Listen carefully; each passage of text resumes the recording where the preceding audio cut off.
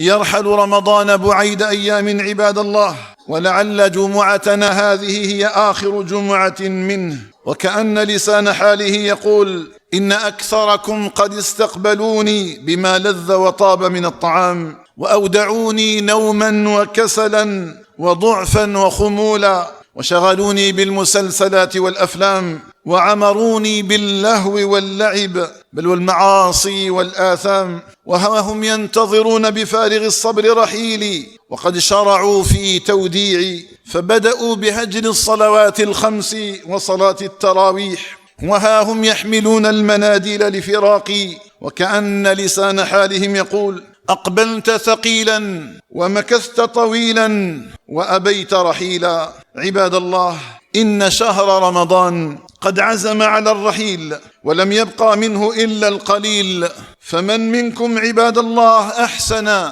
فعليه أن يزيد، ومن فرط فليختمه بالحسنى، والعمل بالختام، فاستغنموا منه ما بقي من الليالي اليسيرة والأيام القليلة، واستودعوه عباد الله عملا صالحا يشهد لكم به عند الملك العلام، وودعوه عند فراقه بأزكى تحية وسلام.